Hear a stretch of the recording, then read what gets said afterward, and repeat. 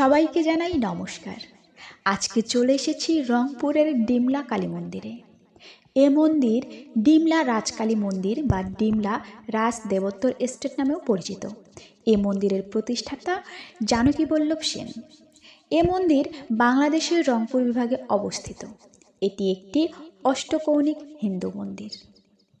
তখনকার ডিমলার জমিদার নীলকমলের মৃত্যুর পর তার স্ত্রী শ্যামাসুন্দরীর দত্তক পুত্র রাজা জানকী বল্লভ সেনের সেবামূলক কাজের স্মৃতিস্বরূপ 1908 সালে মন্দিরের নির্মাণ কাজ শুরু করা হয়।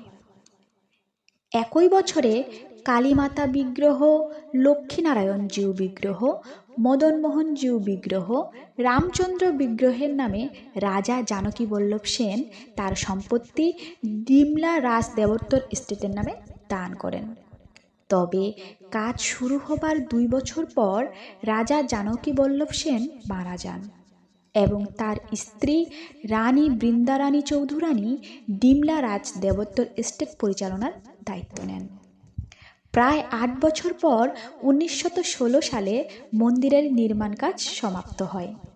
এ মন্দিরের নিচতলায় শীর্ষদেশে রয়েছে লক্ষ্মী, সরস্বতী, বিষ্ণু, শিব প্রভৃতি দেবদেবীর মূর্তি। নিচে পাখির ডানাযুক্ত মানব আকৃতির ভাস্কর্য এবং শীর্ষে পিতলের কলস ও ত্রিশূল। মূলত শিব মন্দিরের চিহ্ন হলেও স্থানীয়ভাবে এটি কালী মন্দির হিসেবে বিবেচিত। অষ্টকৌণিক কালী মন্দিরের খিলানে রয়েছে ব্রাহ্মী, মহেশ্বরী, নারায়ণী, বারাহী, চামুণ্ডা, কৌমারী ও অপরাজিতা রূপে নির্মিত বিভিন্ন দেবদেবীর মূর্তি। মন্দিরে নিত্য পূজা অর্চনা ও সন্ধ্যা আরতির পাশাপাশি বাংলা বর্ষবরণ, শারদীয় দুর্গাপূজা, অমাবস্যা, কোজাগরী লক্ষ্মী পূজা, দোলযাত্রা, জন্মাষ্টমী, শিবরাত্রি, রামনবমী বিভিন্ন সাংস্কৃতিক উৎসব আয়োজিত হয়। এ মন্দিরে আপনারা যেভাবে যাবেন।